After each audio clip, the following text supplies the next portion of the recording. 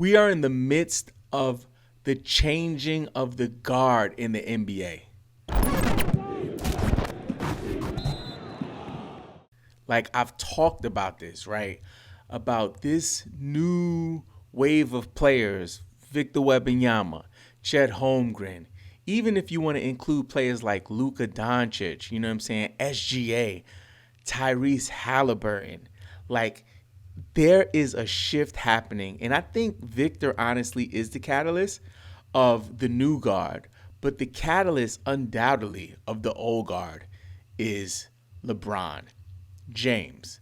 We've never seen anything like this. Like, a guy plays 20, 21 years in the NBA and performs on this level. It's mind-blowing, yo. Like, this guy, like, is doing things we've never seen before. I recently saw an interview, not an interview, but a podcast episode from Carmelo Anthony and the boy Miro. And I wanted to share some of that with you because it really touches on the old guard, and we'll unpack the new guard a little bit as well. So let's get into that.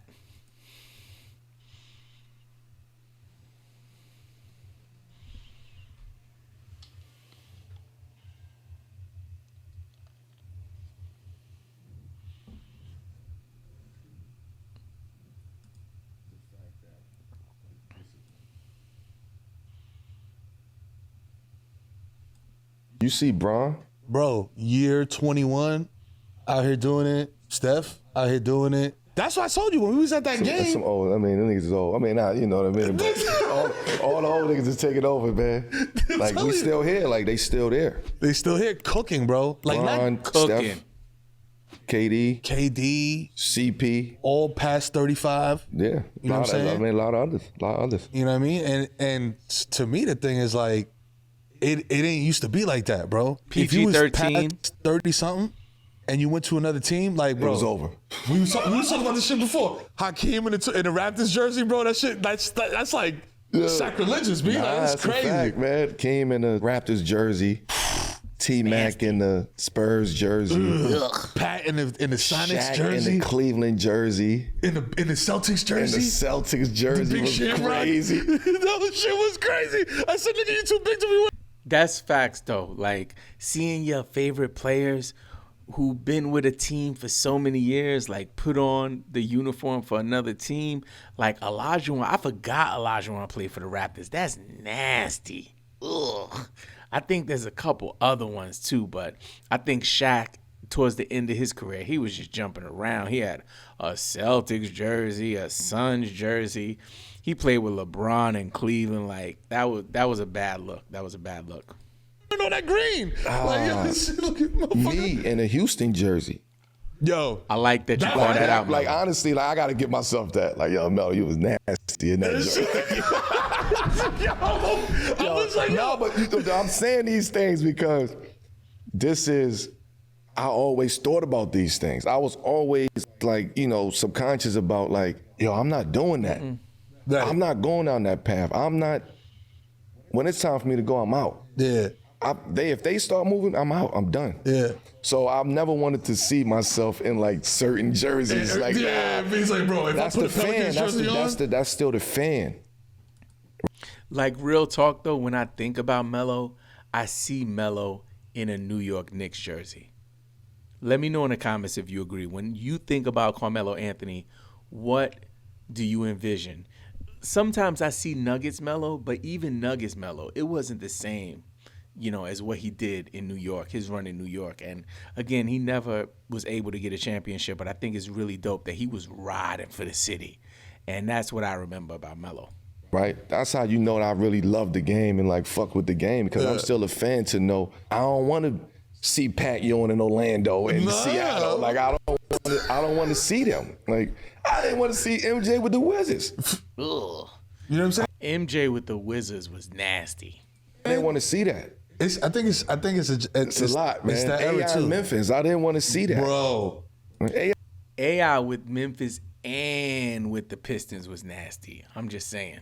In Detroit, I didn't want to see that. What is it now about, you know, the game or technology, whatever it is, Yeah. that's giving these dudes the ability to play? Bro, I think Bron could play till he's 43, 44. The difference between Bron and everybody else is the fact that his discipline. Right? Everybody can say, I want to do that, and he got the blueprint. Right. But are you disciplined enough to follow that blueprint? I was able to see it firsthand. Like, yo, I thought I was a disciplined guy. Like, this guy is like, he's disciplined. And, you know, to take it a step further, like, we've never heard any dirt on LeBron. Like, nobody has ever said, like, he was in some scandal. There was no rape case. There was no gambling. Like, none of that. Your man is squeaky clean. Like, Mr. Clean. Like, I'm just saying. That's a whole nother part about the discipline. You know what I'm saying? Like 5 a.m. quinoa salad, like, you know what I mean? It's like very disciplined. When he locks in, right? Head to toe.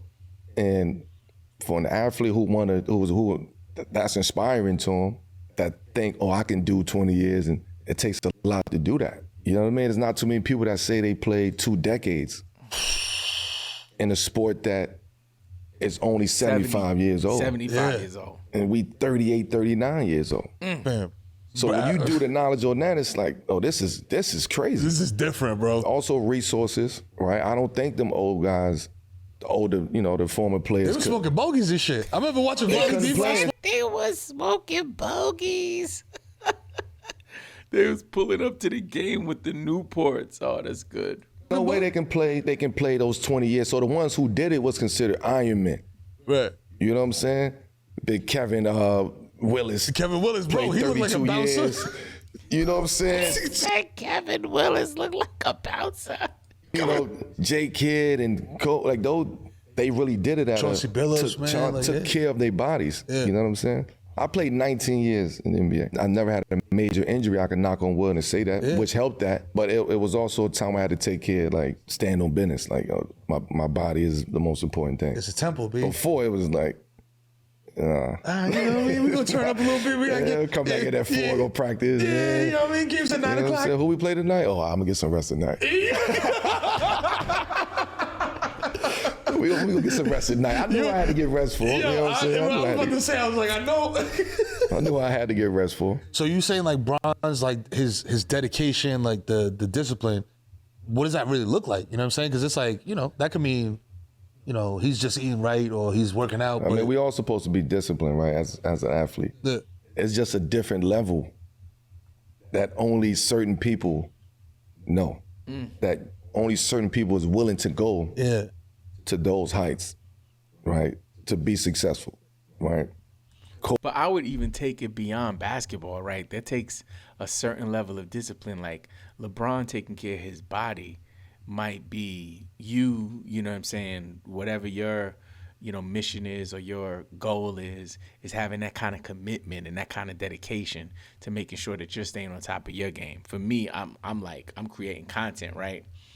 So I'm gonna stay on my grind to make sure that I'm providing you guys value. And I think that's a good nugget for whatever field you're in. It doesn't need to just be basketball, but definitely for basketball players. If you a hooper, like, you got to be disciplined. Kobe was one of those. I was about to say Kobe. Right. Yeah. And Kobe did it his own way. Right? Bron is one of those. Like, to do what he's doing, it don't surprise me. Like, it doesn't surprise me.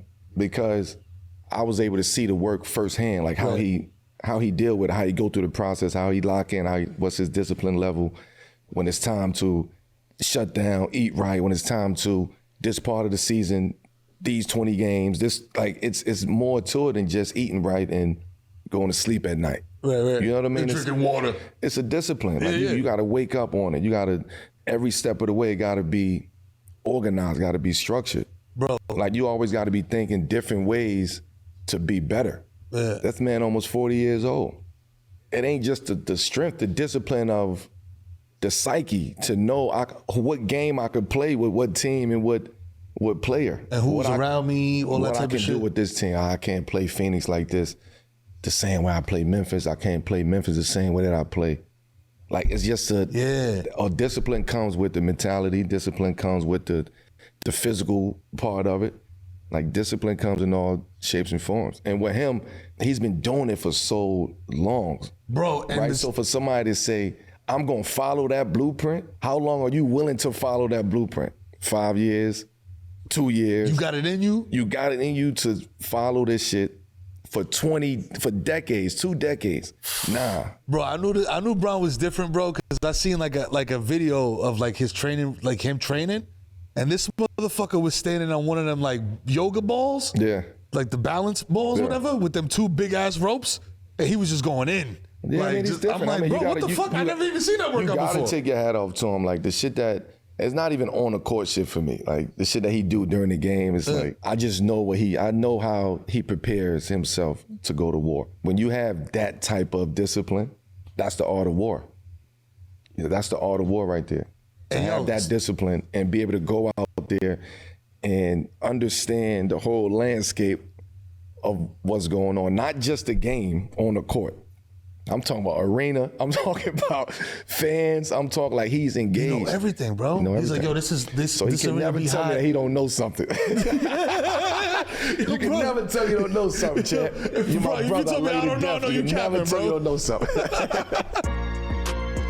Yo, that was good. That was good. So just to bring it all together, if LeBron James has the technology and the discipline that people from Michael Jordan's era, Magic Johnson, and beyond, right, in the past, they didn't have that. LeBron did. Let's talk about the new guard, the Lukas, the Tyrese Halliburtons, the SGAs.